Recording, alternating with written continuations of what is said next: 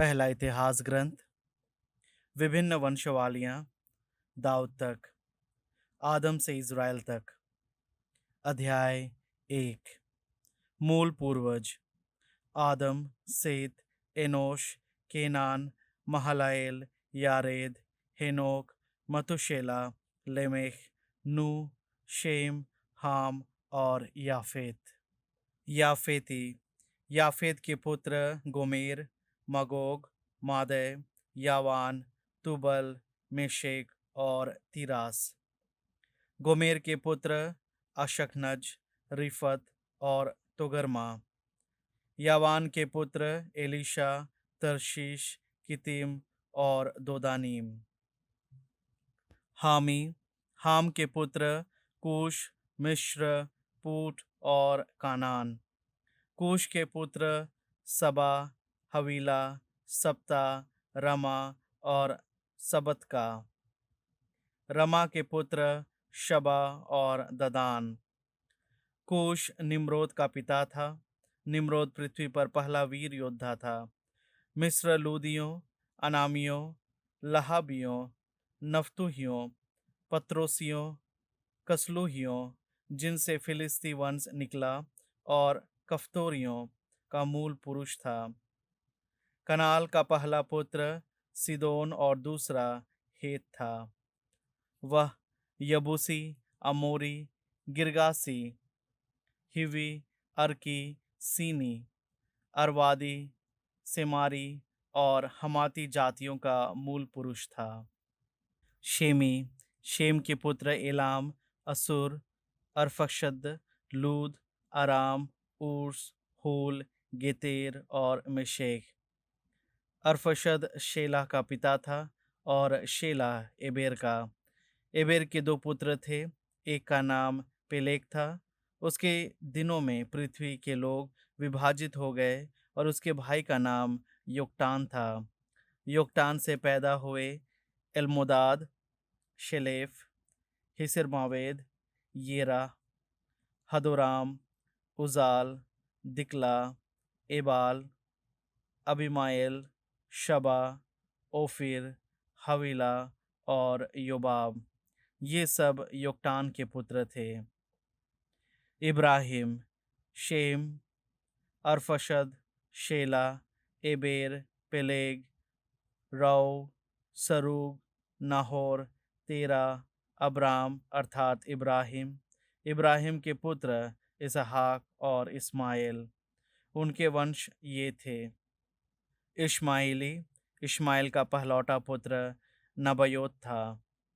फिर केदार, अदबएल, मिबसाम, मिश्मा, दूमा, मस्सा, हदाद, तेमा, यटूर, नफीश और किदमा। यही इश्माइल के पुत्र थे। इब्राहिम की उपपत्नी कटूरा के पुत्र ये थे: जिम्रान, योक्षान, मदान, मिदियान, यिशबाक और शुआ। योक्षान के पुत्र शबा और ददान। मिदियान के पुत्र एफा, एफेर, हनोक, अबीदा और एल्दाआ। ये सब कटूरा के पुत्र थे। इसहाक और एसाव। इब्राहिम इसहाक का पिता था। इसहाक के पुत्र एसाव और इज़राइल। एसाव के पुत्र एलीफज, रुएल, यौश, यलाम और कोरा।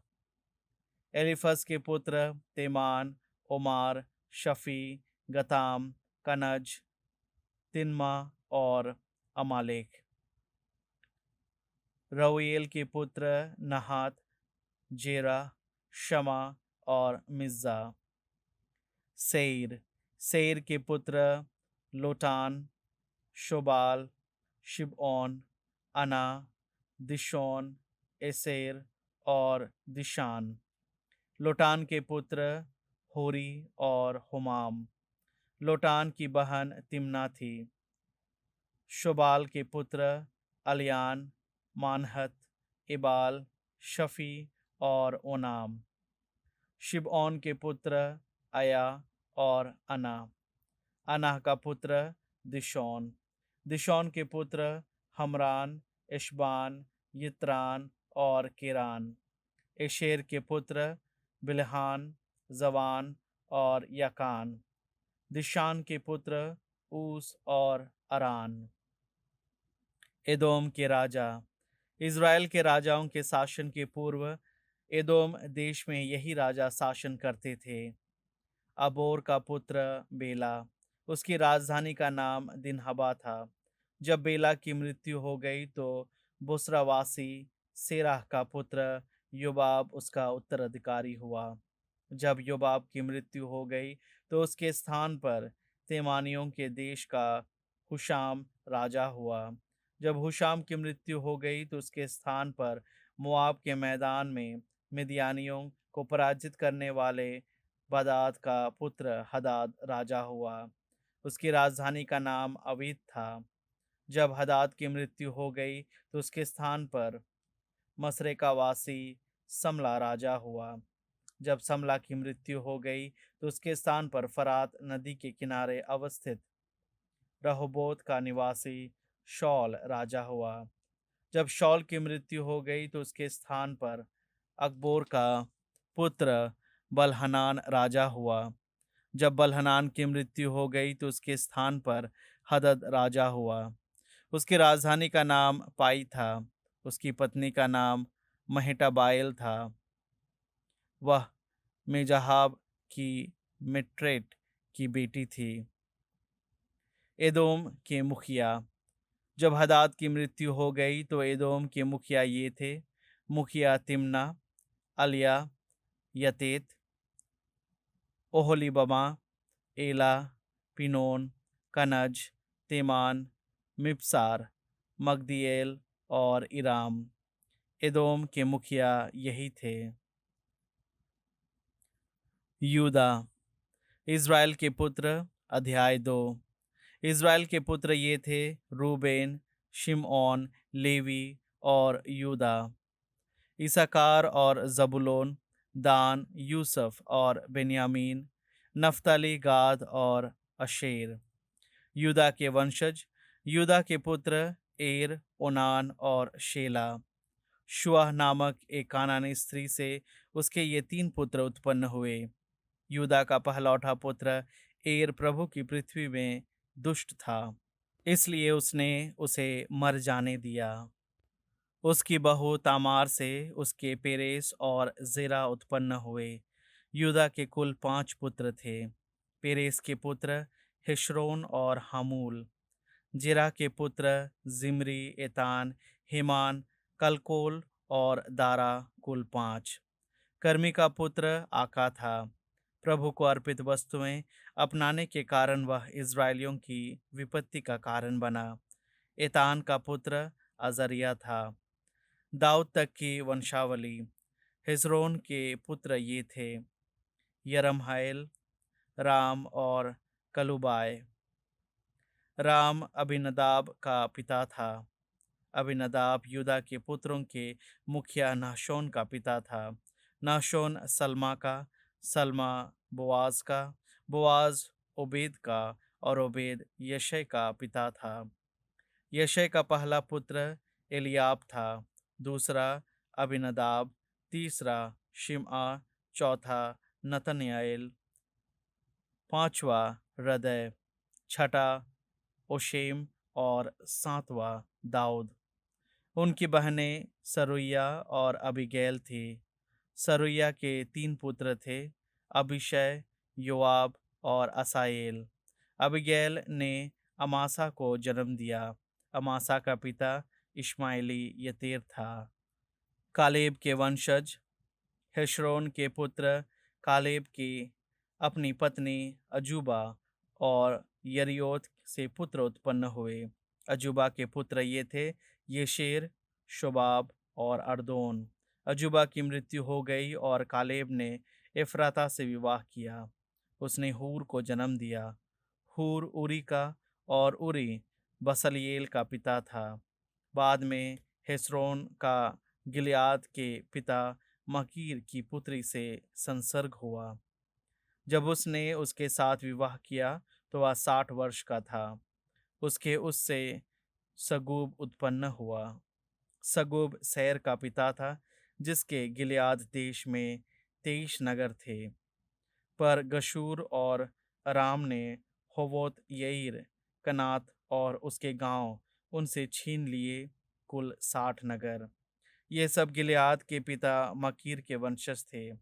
हिस्रोन की मृत्यु के बाद कालेब का अपने पिता की पत्नी इफ्राता से संसर्ग हुआ और उससे तकोआ के पिता अशहूर का जन्म हुआ।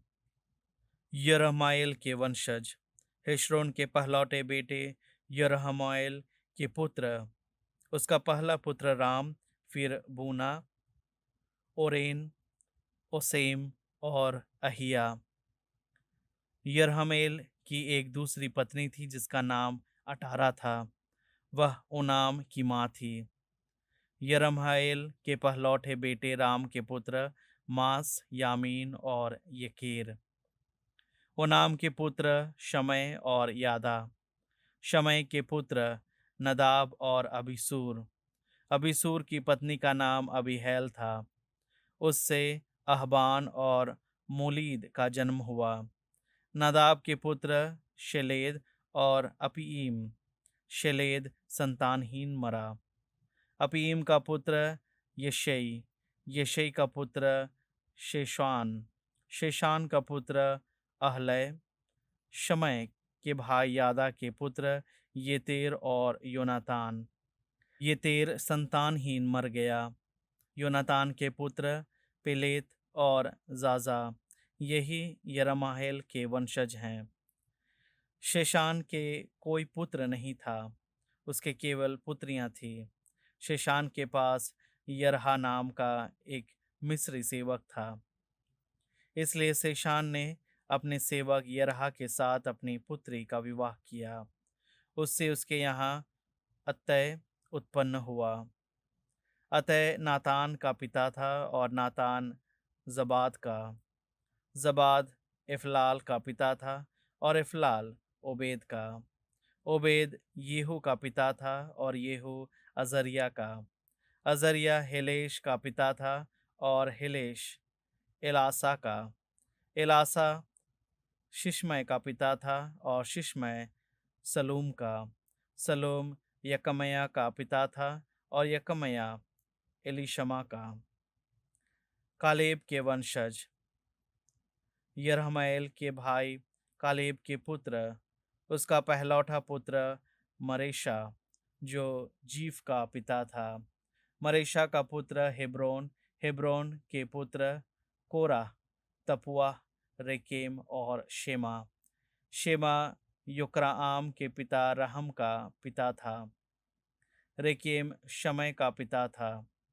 शमय का पुत्र माओन था और माओन बेतसुर का पिता था। कालेब की उपपत्नी एफा ने हरान, मूसा और गजेज को जन्म दिया। हरान गजेज का पिता था। यहदै के पुत्र रेगेम, योताम, गिशान, पेलेट, एफा और शाआफ। कालेब की उपपत्नी माका ने शेबेर और तिरहना को जन्म दिया। उसने मदमना के पिता शाआफ को, मकबेना के पिता शबा को और गिबआ के पिता को जन्म दिया। कालेब की पुत्री अक्सा थी। कालेब के वंशज यही थे। हूर के वंशज। एफ्राता के पहलौठे हूर के पुत्र ये थे। किरियात या अरीम का पिता शोबाल। बेतलेहेम का पिता शल्मा और बेत गदेर का पिता हरेफ। किरियात या अरीम के पिता शोबाल के वंशज ये थे। हरोए मनहतियों का आधा वंश और किरियात या अरीम के वंशज यित्री, पूती, शुमाती और मिस्राई। इनसे शोरआई और इश्ताओली वंश उत्पन्न हुए। माँ के वंशज बेतलेहेम, नटोफाती लोग, अट्रोत, बेतयोआब। मनहतियों का आधा वंश शोरई। इनसे याबेश में रहने वाले सोफियों के वंश उत्पन्न हुए। फिर तिरआती, शिमाती, शुकाती। शुकाती वे केनी हैं जो बेत रेखाब के पिता हम्मत के वंशज हैं।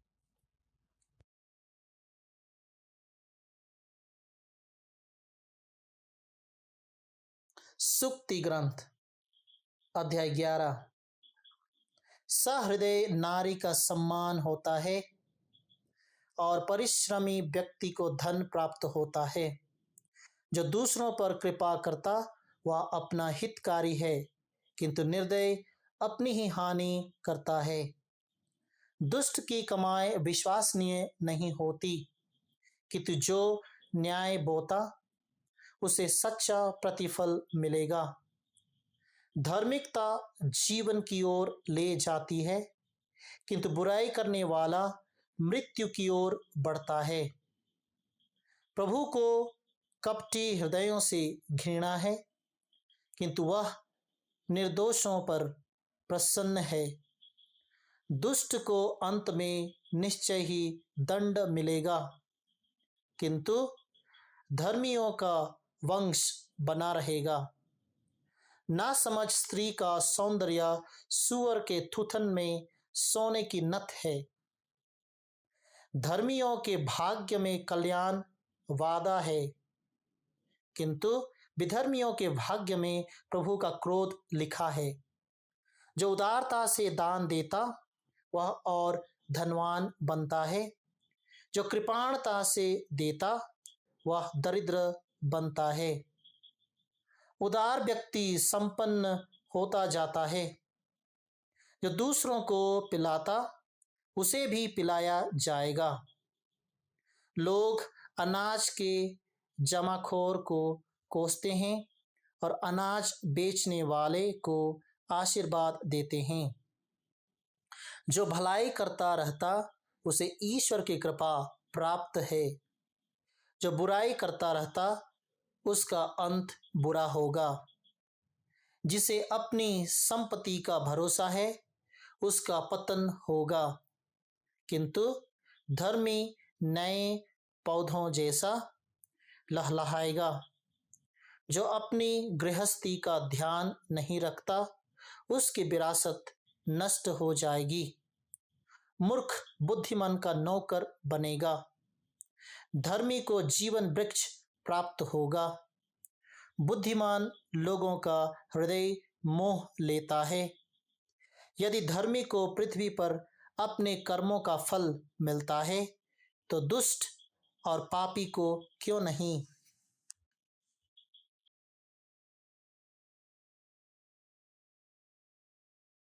कुरिन्थियों के नाम संत पौलुस का दूसरा पत्र अध्याय 7।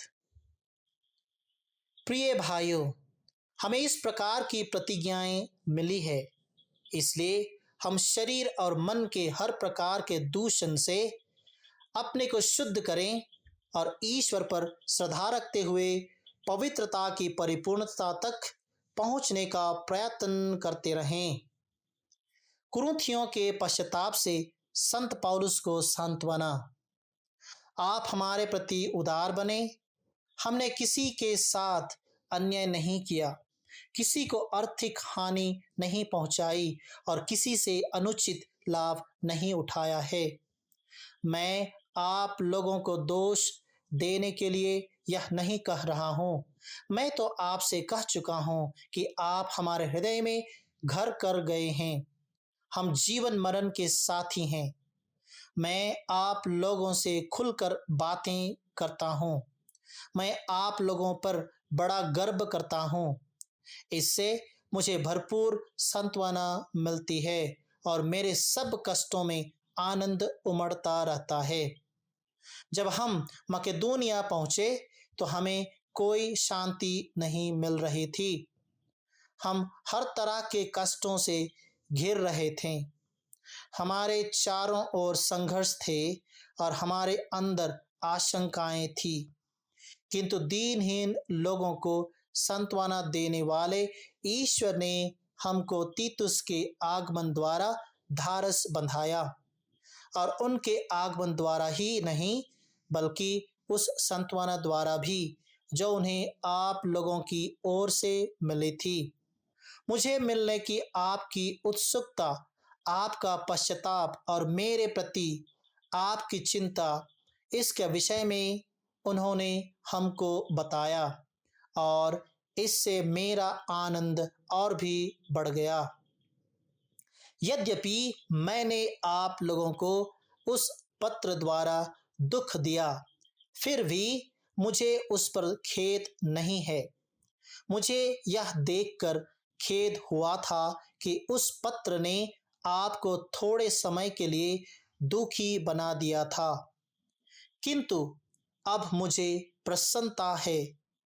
मुझे इसलिए प्रसन्नता नहीं कि आप लोगों को दुख हुआ, बल्कि इसलिए कि उस दुख के कारण आपका हृदय परिवर्तन हुआ। आप लोगों ने उस दुख को ईश्वर की इच्छा अनुसार स्वीकार किया और इस तरह आपको मेरी ओर से कोई हानि नहीं हुई, क्योंकि जो दुख ईश्वर की इच्छा अनुसार स्वीकार किया जाता है, उससे ऐसा कल्याणकारी हृदय परिवर्तन होता है कि खेद का प्रश्न ही नहीं उठता। संसार के दुख से मृत्यु उत्पन्न होती है। आप देखते हैं कि अपने जो दुख ईश्वर की इच्छानुसार स्वीकार किया, उससे आप में कितनी चिंता उत्पन्न हुई। अपनी सफाई देने की कितनी तत्परता, कितना क्रोध, कितनी आशंका, कितनी अभिलाषा, न्याय करने के लिए कितना उत्साह। इस प्रकार आपने इस मामले में हर तरह से निर्दोष होने का प्रमाण दिया है। वास्तव में मैंने वह पत्र इसलिए नहीं लिखा था कि मुझे अन्याय करने वाले अथवा अन्याय सहने वाले व्यक्ति की अधिक चिंता थी, बल्कि इसलिए कि आप लोग ईश्वर के सामने यह अच्छी तरह समझ लें कि आप लोगों को मेरी कितनी चिंता है। इससे हमें सांत्वना मिली। इस सांत्वना के अतिरिक्त हम तीतुस का आनंद देखकर और भी आनंदित हो उठे। आप सबों ने उनका मन हरा कर दिया। मैंने उनके सामने आप लोगों पर जो गर्व प्रकट किया था, उसके लिए हमको लज्जित नहीं होना पड़ा। मैंने आप लोगों से जो भी कहा वह सत्य पर आधारित था। इस प्रकार तीतुस के सामने मैंने आप पर गर्व प्रकट करते हुए जो कहा था वह सच निकला। जब उन्हें याद आता है कि आप सबों ने उनकी बात मानी और डरते कांपते हुए उनका स्वागत किया, तो आपके प्रति उनका प्रेम और भी बढ़ जाता है। मैं पूर्ण रूप से आप लोगों पर भरोसा रखता हूँ। इससे मैं आनंदित